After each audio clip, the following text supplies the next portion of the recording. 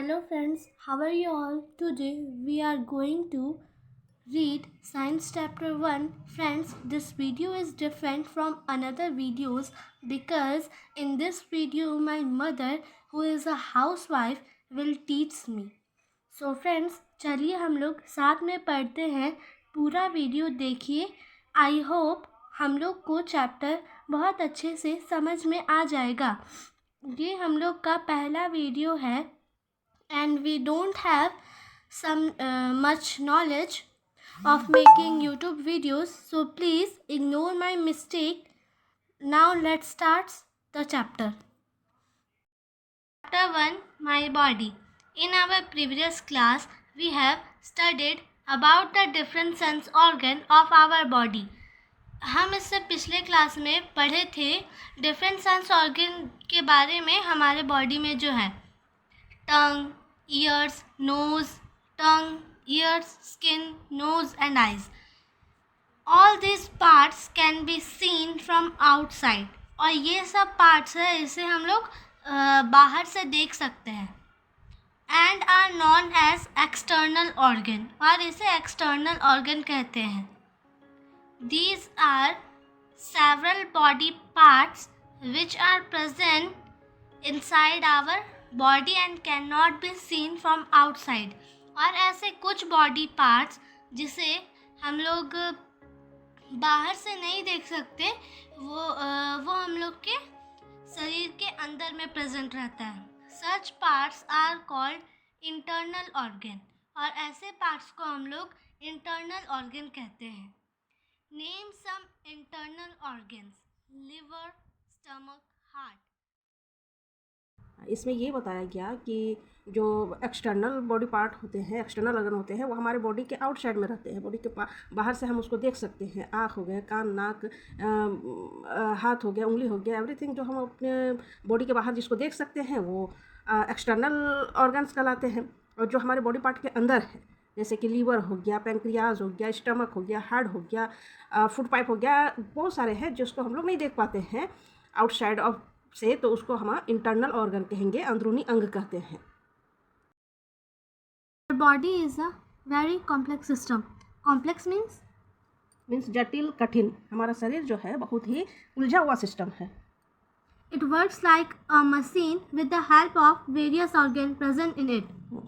ये एक मशीन की तरह कार्य करता है with the help of various organs present in. जो इसके अंदर जो अलग अलग ऑर्गन्स है वो उस ऑर्गन्स की मदद से एक मशीन की तरह काम करता है. जैसे मशीन काम करता है ना, अलग अलग मशीन के अंदर अलग अलग कल पार्ट पुर्जे होते हैं, उनकी मदद से मशीन काम करता है. वैसे हमारा शरीर भी अलग अलग ऑर्गन्स की हेल्प से काम करता है.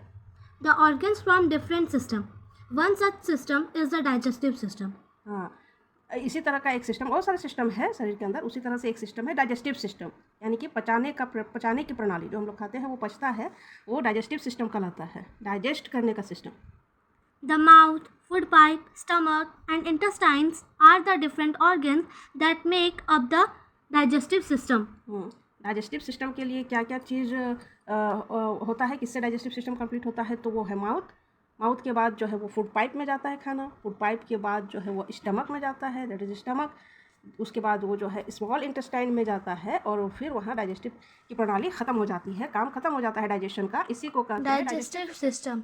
What happens to the food that we eat? क्या होता है जो हम लोग खाना खाते हैं? The food contains carbohydrate, protein, fats and other nutrients. These are complex material and are broken down into simpler forms in our digestive system. This process is called digestion. नहीं, देखिए इसमें बोल रहा है कि जो आप सोचिए जो आप खाते हैं क्या होता है उस खाने का, जो हम लोग खाते हैं उस खाने का क्या होता है. तो यहाँ ये समझना है कि जो कुछ भी हम लोग खाते हैं, जिस भी रूप में हम लोग खाते हैं, चाहे वो चावल हो, रोटी हो, फल हो, फ्रूट्स, जो कुछ भी खाते हैं वो उस खाने में कार्बोहाइड्रेट, प्रोटीन्स, फैट और अदर वो सारे न्यूट्रिशन होते हैं जिसकी ज़रूरत हमारे बॉडी को है. वो हमारे ब्लड में जाती है और ब्लड से एनर्जी जनरेट होता है, बॉडी कार्य करती है. लेकिन वो उस तरह से जो हम लोग खाते हैं वो ब्लड में नहीं मिलता है. उसको पहले उस खाने को दीज आर कॉम्प्लेक्स मटेरियल, और वो कॉम्प्लेक्स होता है यानी कि बहुत कठोर होता है. वो तो हमारे बॉडी में हमारे लिए उसको तोड़ना होता है, और यही तोड़ने का काम जो हम लोग खाते हैं उसी को तोड़ने के काम को है। कॉम्प्लेक्स मटेरियल को ब्रोकन डाउन किया जाता है सिंपलर फॉर्म में, आसान फॉर्म में। इतना आसान, इतना सिंपलर, इतना स्मॉल पार्टिकल्स में वो तोड़ा जाता है कि वो हमारे ब्लड में मिल जाता है। वो कार्बोहाइड्रेट और प्रोटीन जो रोटी खाए वो सारे मिल के एक सिस्टम बनाते हैं। उसी तरह से डाइजेस्टिव सिस्टम में कौन कौन से पार्ट आएंगे, पढ़ चुके हैं, क्या आएंगे डाइजेस्टिव सिस्टम में? Mouth, food pipe, stomach, intestines. हाँ, ये डाइजेशन का काम करते हैं। तो डाइजेशन का काम, पचाने का काम होता है डाइजेस्टिव सिस्टम में। सिंपल सी बात है कि कॉम्प्लेक्स मटेरियल को ब्रोकन डाउन किया जाता है, कठोर भोजन को तोड़ के आसान और सिंपलर फॉर्म में लाया जाता है। इसी लाने के काम को डाइजेस्टिव सिस्टम करता है और इस प्रोसेस को डाइजेशन कहते हैं। Let us see how our mouth, which is the first part of our digestive system, helps in the process of digestion. समझे? बोल रहा है कि लेट अस सी, चलो देखते हैं कि जो हमारा माउथ है, जो फर्स्ट पार्ट है डाइजेशन का ये पहला पार्ट है हमारा माउथ। हमारा जो हम जो खाना खाते हैं तब वो डाइजेशन शुरू हो जाता है काम। तो पहले हम लोग खाने का काम माउथ से ही करते हैं, इसीलिए जो डाइजेशन का है, पचाने का काम जो है मुंह से ही शुरू हो जाता है, इसीलिए इसको फर्स्ट पार्ट कहा गया है। तो फर्स्ट पार्ट जो है हमारा माउथ है, वो किस तरह से डाइजेशन में हेल्प करता है उसको हम लोग आगे देखते हैं। पढ़िए। Mouth. Ask your friend to open his या her mouth and observe it carefully. समझ में आया तो बोलो।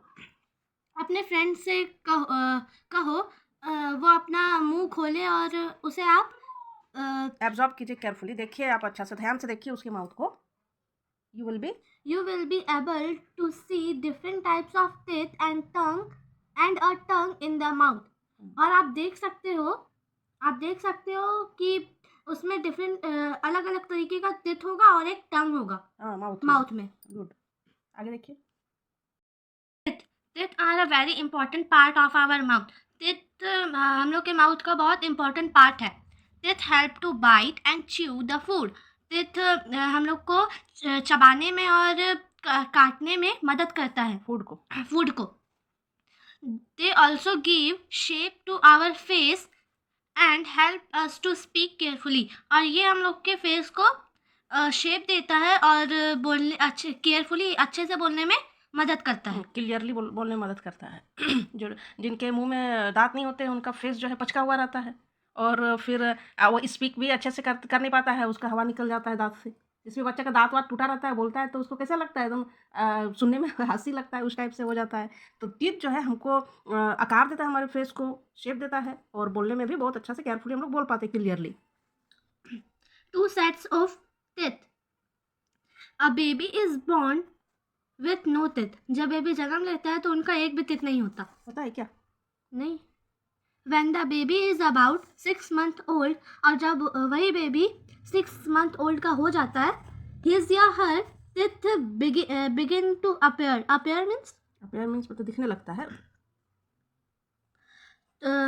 जब बेबी 6 मंथ का हो जाता है, वो his या her रहता है, तो उनका दांत जो होता है वो दिखने लगता है, उगने लगता है। By the time the baby is 3 years old, जब वो बेबी 3 years old का हो जाता है, he or she has a set of 20 teeth.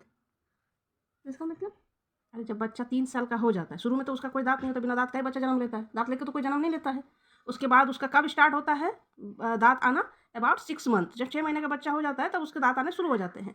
और by the time of the 3 years old, जब वो 3 साल का हो जाता है तो उसको जो है कम से कम 20 दांत का सेट उसका कंप्लीट हो जाता है। 20 दांत का सेट कंप्लीट हो जाता है। कैसे कंप्लीट होता है वो पता चल जाएगा 20 दांत का सेट क्या है आगे चैप्टर में। तो these are temporary and are called the milk teeth. और ये टेम्पररी टीथ होता है और इसे हम लोग मिल्क टीथ भी कहते हैं। हाँ, ये टेम्पररी क्यों होता है? क्योंकि ये 20 का 20 जो है कुछ दिन के बाद टूट जाना होता है, एक टाइम पीरियड के दौरान टूट जाना होता है और उसके जगह पे फिर दूसरे दांत आएंगे, इसीलिए इसको मिल्क टीथ भी कहा जाता है, दूध के दांत। Between the age of 6 and 12 years, the milk teeth fall out one by one and new ones grow in their place. Between the age of 6 and 12, यानी कि 6 से 12 साल के बीच जब मिल्क टीथ यानी कि दूध के दांत फॉल आउट होते हैं, गिरते हैं, टूटते हैं 1 by 1 और उसके जगह पे नए दांत आते हैं। These new teeth are called permanent teeth. और ये जो है परमानेंट टीथ कहलाते हैं। अब ये फिक्स हो गए हैं यार, ये तब तक नहीं टूटेंगे जब आप जो है हमेशा तक ये रहते ही हैं, बूढ़े हो जाने के बाद तब ये एक कर टूटते हैं। They are 32 in number. और ये 32 इन नंबर में रहते हैं जी। जो मिल्क टीथ होते हैं वे 20 रहते हैं और जो परमानेंट टीथ होते हैं वो 32 रहते हैं। Remember, milk teeth 20 and permanent teeth 32। Milk teeth 20 आते हैं, 20 चले भी जाते हैं, बट परमानेंट टीथ फिर 32 आते हैं, फिर 32 बूढ़े होने के बाद टूटते हैं। हाँ, चलिए। Types of teeth. Flat teeth. The teeth in the front of the mouth are flat and are used for biting and cutting the food. Flat teeth कौन होते हैं? जो हमारे माउथ के फ्रंट में रहते हैं। आप देखिए यहाँ पे, हाँ यहाँ पे ये 4 टीथ जो है, 4 टीथ हमारे माउथ के सबसे फ्रंट टीथ हैं और ये बाइटिंग करने में, कटिंग करने में काम आते हैं। आगे की दांत they are known as incisors. There are 4 incisors in the upper jaw and 4 incisors in the lower jaw. ये फ्लैट टीथ को इंसीजर भी कहते हैं। 4 इंसीजर जो है अपर जो में होता है, जैसे ये अपर जो, हाँ, और ये है लोअर जो। 4 इंसीजर लोअर जो में होते हैं। आप अपने माउथ को भी खोल के देखिए तो 4 इंसीजर आपको अपर जो में मिलेगा और 4 इंसीजर टीथ जो है लोअर जो में है। तो ये फ्लैट टीथ को इंसीजर कहते हैं। Pointed teeth. On either side of the flat teeth is a sharp pointed tooth. आगे बढ़िए। They are used for tearing the food. They are known as canine. There are 4 canine in all. Pointed teeth जो either side of flat teeth, flat teeth के दोनों side में, यानी कि ऊपर में 4 फ्लैट टीथ होता है, नीचे 4 फ्लैट टीथ होता है और दोनों साइड में, नीचे के भी दोनों साइड और ऊपर के भी दोनों साइड में एक पॉइंटेड टीथ होता है। एक नुकीला दांत जो है रहता है, चारों दांत के, 4 इंसीजर दांतों के बगल बगल में एक नुकीला दांत रहता है। तो उसी टीथ को जो है पॉइंटेड टीथ कहा जाता है और इसका काम होता है खाने को टीयर करने के लिए, खींचते हैं। जब भी हम लोग कोई ऐसा हार्ड चीज़ कुछ खाते हैं तो उसको खींचने के लिए पॉइंटेड टीथ यूज में आते हैं। पॉइंटेड टीथ को ही कैनाइन भी कहा जाता है। तो इस तरह से हम लोग कितने कैनाइन देखेंगे? 4 कैनाइन इन ऑल। हाँ, 4 कैनाइन, क्योंकि जो ये 4 फ्लैट टीथ है, फ्लैट टीथ के इस साइड एक कैनाइन, इस साइड एक कैनाइन, 2 हो गया। यहाँ नीचे फ्लैट टीथ के साइड में एक कैनाइन है, फिर इधर एक कैनाइन है। तो इस तरह से 4 जो है कैनाइन टीथ होते हैं। Broad and grooved teeth. The teeth present at the back of the mouth are broad and have grooves in them. They are used for chewing and grinding the food. They are known as premolars and molars. ये बोल रहा है कि the teeth present at the back, ये back side रहते हैं, mouth के अंदर साइड में ये रहते हैं। There are broad and, और ये जो है, हाँ, अंदर साइड में रहते हैं। ये ब्रॉड होते हैं, यानी कि थोड़े चौड़े होते हैं। जो और दांत हम लोग देखें फ्लैट टीथ और पॉइंटेड टीथ, उसके मुकाबले में ये चौड़े होते हैं, तो लगेगा कि एक ही साथ 2 दांत है। ब्रॉड है और ग्रूव है। और ये किस लिए काम आते हैं? इनका यूज़ क्या है? चबाने का, मतलब अच्छे से इसको ग्राइंड कर देता है खाना को। इसीलिए कहा जाता है कि माउथ को ही तो है फर्स्ट स्टेप कहा जाता है डाइजेशन का। जो हम लोग खाते हैं उस खाने को अच्छे तरह से पीस देते हैं मुंह में ही पहले। तो माउथ जो है फर्स्ट स्टेप होता है डाइजेशन का। यहाँ पे क्या काम होता है? चबाने का, ग्राइंड करने का फूड को। और ये जो ब्रॉड और ग्रूव टीथ होते हैं, इसको हम प्रीमोलर्स और मोलर भी कहते हैं। प्रीमोलर और मोलर।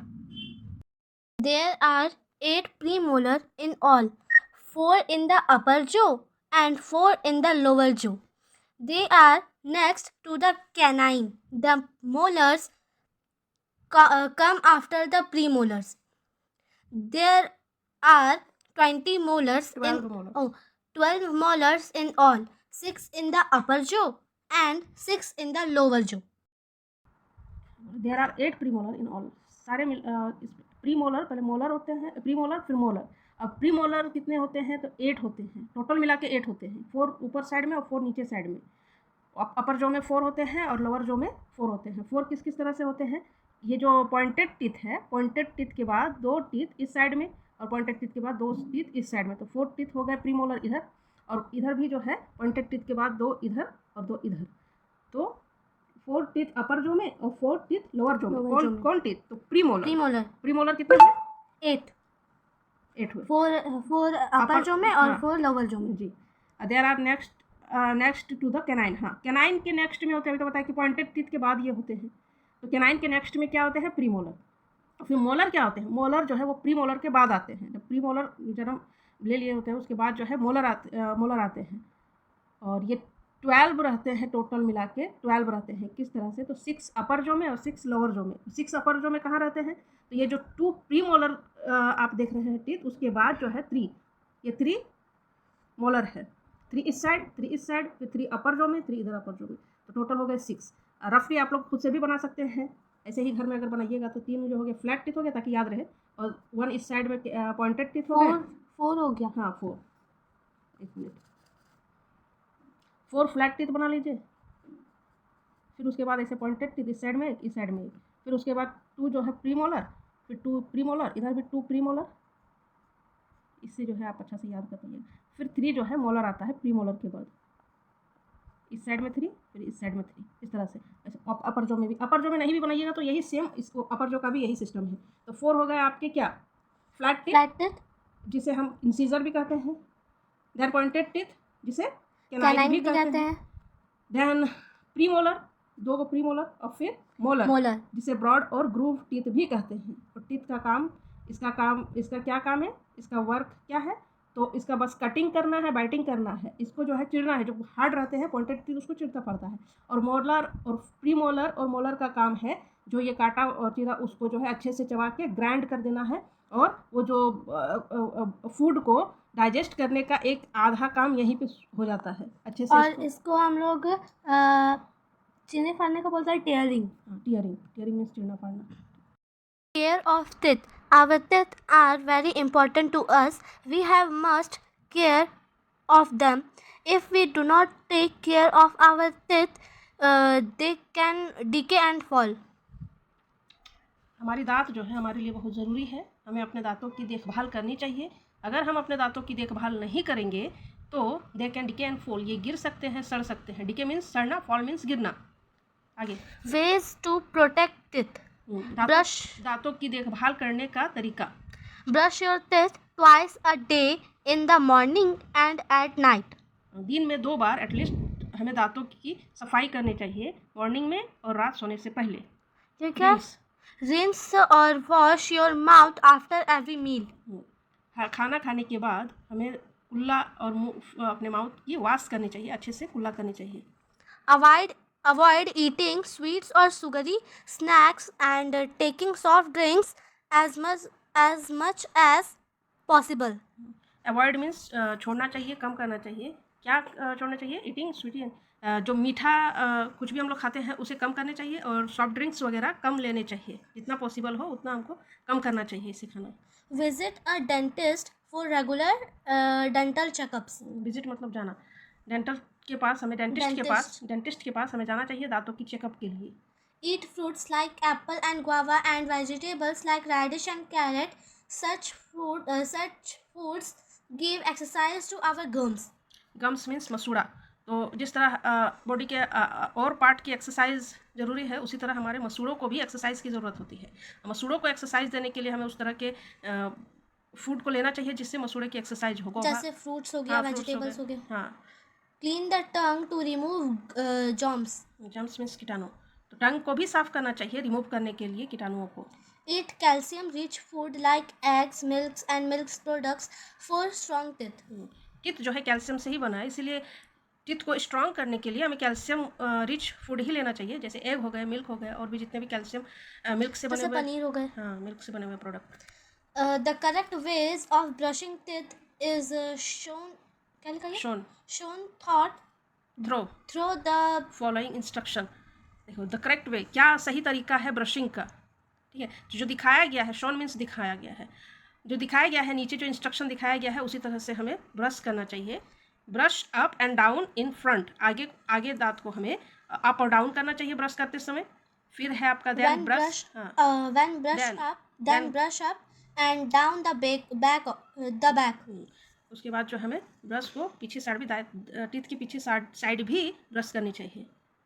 और always brush the teeth with a circular movement. Circular movement में तो घुमा घुमा के हमेशा ब्रश करनी चाहिए। Do you know if sugar and ये क्या?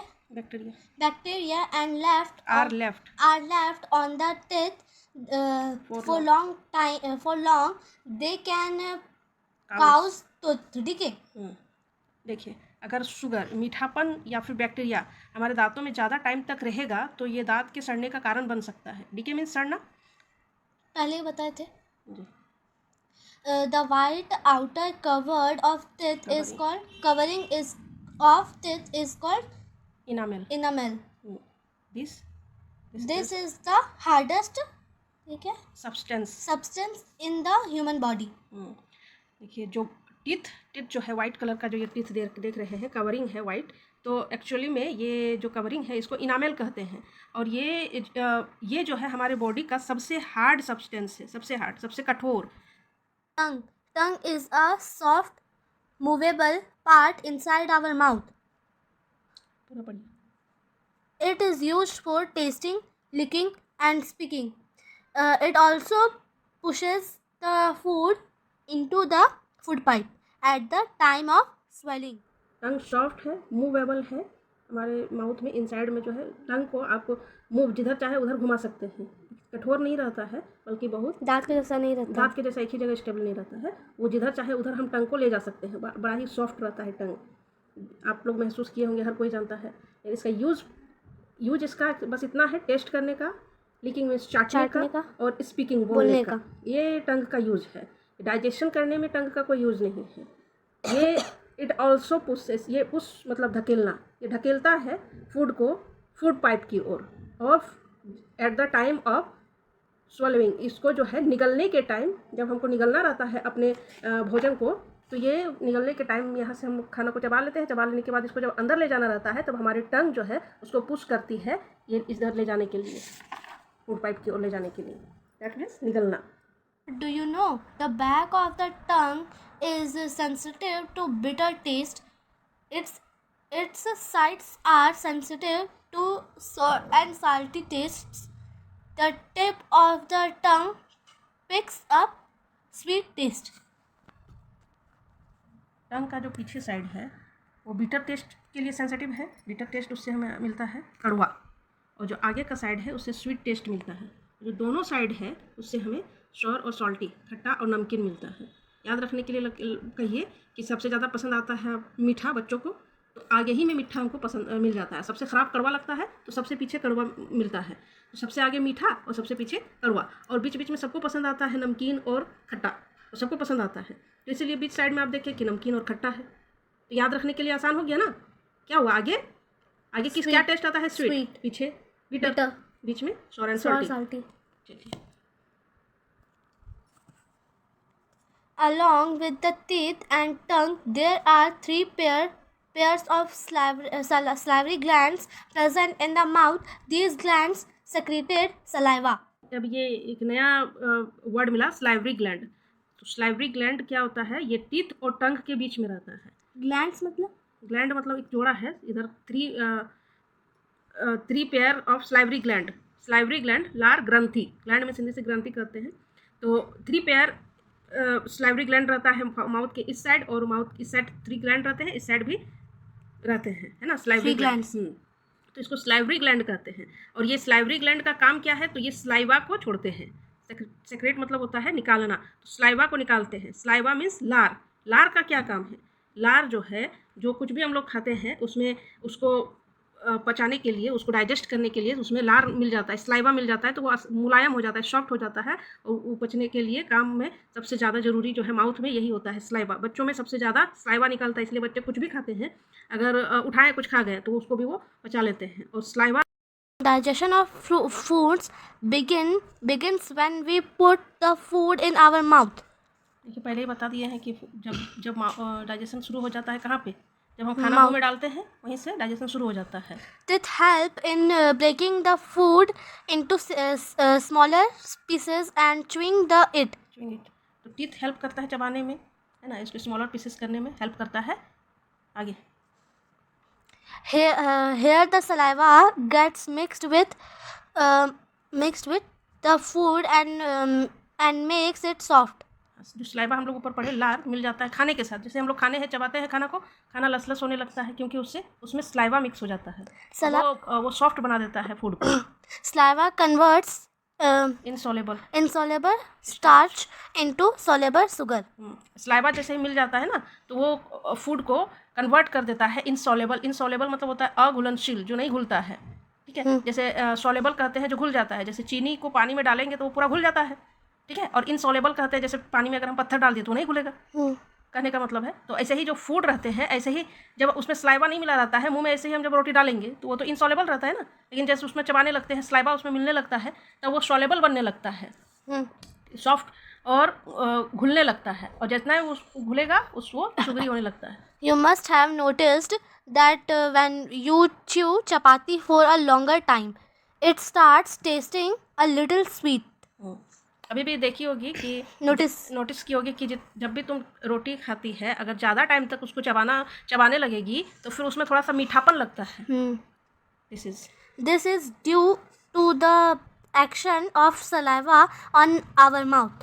फूड, और ये क्या है, सलाइवा जब हमारा एक्शन करने लगता है फूड में, तभी उसमें शुगर थोड़ा सा ऐड होने लगता है।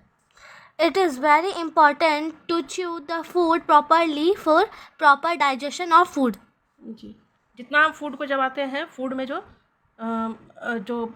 कार्बोहाइड्रेट और प्रोटीन्स मिनरल्स होते हैं वो सारे निकलने लगते हैं, और वो इनसॉल्युबल से सॉल्युबल शुगर में चेंज होता है। और ये बहुत ज़रूरी है कि हम फूड को अच्छे से प्रॉपर तरीके से च्यू करें, ताकि वो जो है डाइजेशन आधा आपका माउथ में ही कंप्लीट हो जाए। अगर हम बिना चबाए ऐसे ही गटक लिए अंदर निकल गए तो ज़्यादा हैवी हो जाएगा हमारे स्टमक के लिए, स्टमक को ज़्यादा काम करना पड़ जाएगा, तभी फिर अपने स्टमक का दर्द शुरू होने लगता है। अगर अच्छा से नहीं चबाइएगा तो फिर होगा ये दर्द सही है। ओके फ्रेंड्स, नेक्स्ट वीडियो में चैप्टर को कंप्लीट किया जाएगा। कैसा लगा वीडियो कमेंट में बताइए। तब तक के लिए बाय।